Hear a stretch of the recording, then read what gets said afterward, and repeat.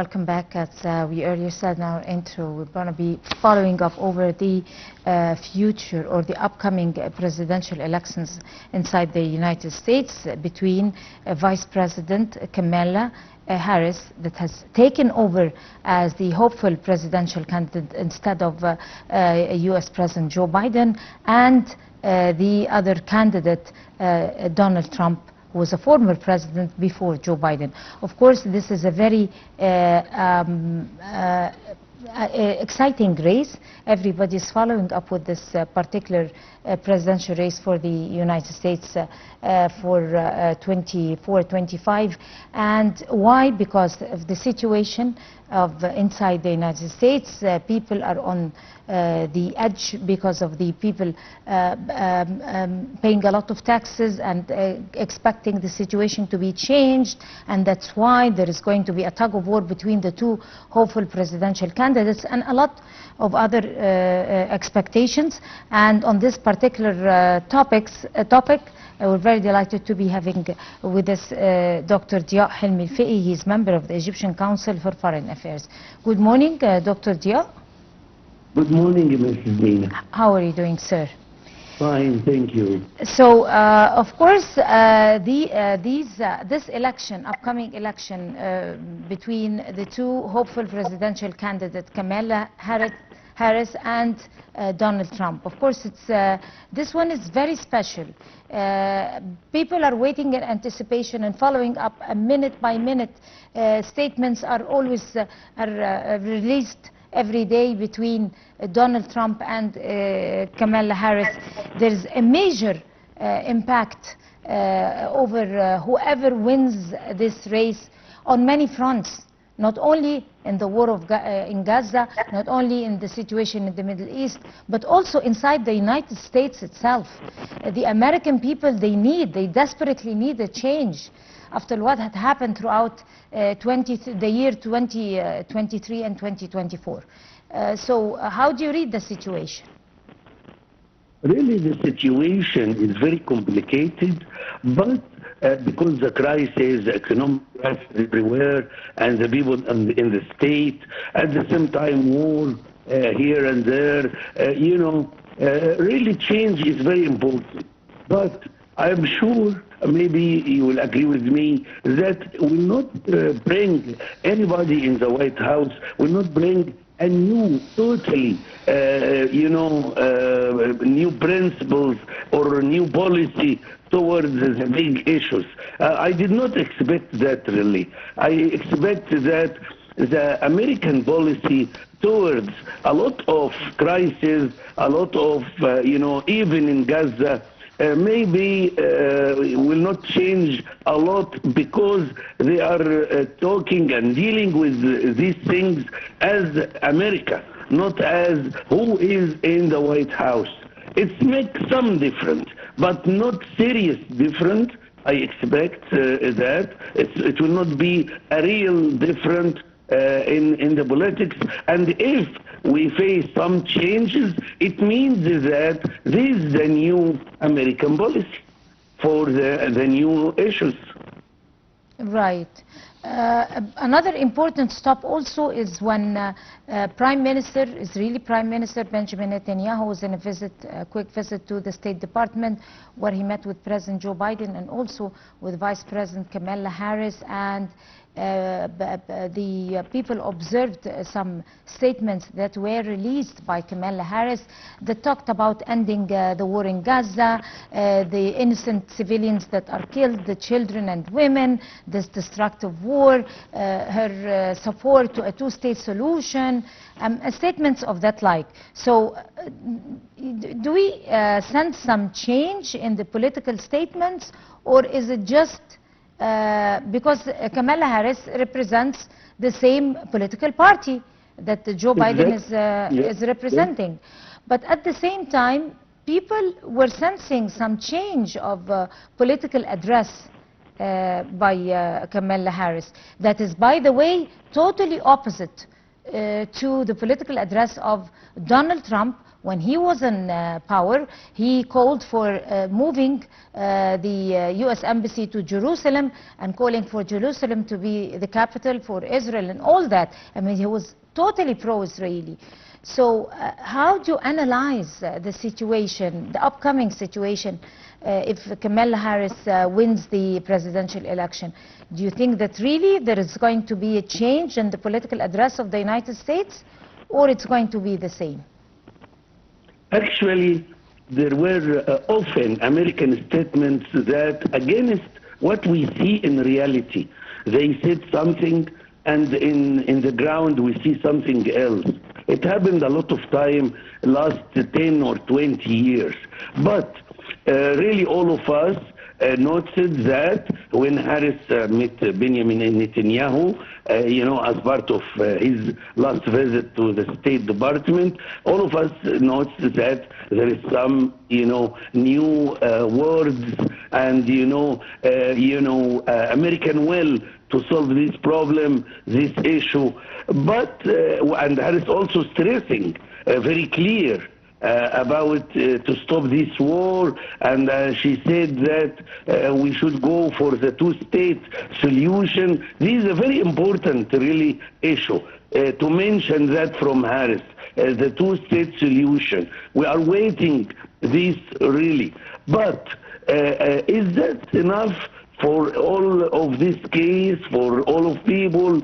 We don't know. Because, as I told you before, a few minutes ago, that sometimes they talk something and we feel happy, we feel okay, satisfied, okay, at last it will be solved. But in the ground, the reality is something different. But I'm sure after 10 months of this crazy war, unnecessary war, I'm sure that it should be an end. And the end will be to stop war and to help those, the children and, the civilians there. Like 60%, I think it will be a change in the United States situation, policy against Gaza war. Right. Let me reverse it on the other side, the other way around. If Donald Trump takes over again as a president, for the upcoming presidential stage, do you think the political address is going even to be more harsh, more unfair towards the Palestinians? It's going to be more pro-Palestinian and more supporting of the Israeli genocidal war inside Gaza, and also robbing the Americans out of their money, the tax money, to use it by supporting Israel with the arms and the military equipment. And this is going to be one factor that the Americans are going to consider electing Donald Trump? Really, from my point of view, Donald Trump has a good opportunity to go in the White House for the coming years. Yeah, it seems like that. And he takes the opportunity that Biden has some problem, and Harris, the change in the Democratic last-minute change. He has this opportunity, and he gave a great, dreams to the American inside. He said that everything will be great outside and inside, the taxes and the dollar back strong again. He talked a lot about that. But really, I feel that even if Harris came, but there is maybe very little chance to Harris. Most probably Trump will be there. He will be tough. Always, his speech is very tough. Always. It is a character. And we know that, and we notice that many times in many cases. But in the case of Gaza, there is, an American situation. It's America. It's not the person. It's not regarding the person in the White House. It's a politic. And also Europe is feeling very bad for this crisis because it's very close to them and affect everything. Even the world will not, face any more problems economically and stop, all their life, and nobody will accept that. But Trump will keep his character, will keep, to be tough. But at the end of the day, America, has some responsibilities against the world. And now we see that there is China in the way and go for politics issue. That's not happened before. But now China is going for this line again and play a role internationally in politics. Maybe all of this will make Trump a little bit, not like that, not tough like that, will go for some meetings. And yesterday, Giorgia Meloni from Italy go to China and try to have, another bridges. Let's trade, let's work together. Let's go for industry. That's why I feel that Trump will be tough for sure, little bit, even in the speech, at least in his speech. But in the ground, America will be a little bit, back again for a conversation with China, good relation with Europe, something like that. Right. Also, Egypt asserted to all parties participated in the Rome meeting its adherence to the necessity of a strict formula that requires reaching an immediate ceasefire, a halt to the killing and the bombing of the innocent civilians inside Gaza, the bombing of the mosques and the hospitals and the infrastructure, demolishing infrastructure in the Gaza city. So perhaps we will reach a result in addition to Harris' statements. So how do you read the Rome meeting and its results? Do you think the results are going to be fruitful? Really, the Rome meeting is good in principle. It's just a new step. It's a new thing. But Egypt, all the time, the voice of Egypt is the same.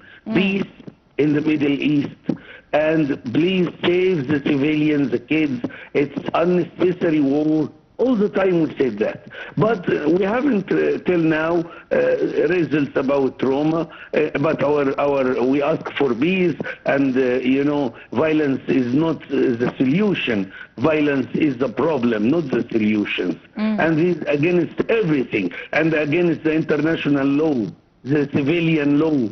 But we have till now no information about the results in Rome till now, for sure. It's early to say something, but we hope that they will listen to Egypt's voice for the sake of peace in the region. We will wait for the results, and we are there. Egypt is there.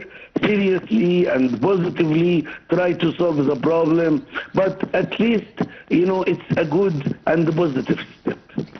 Right. Of course, on that note, Dr. Diaa Helmy Fiqi, you are a member of the Egyptian Council for Foreign Affairs. Would like to thank you, sir, talking to us on the Breakfast Show, and you have a good day.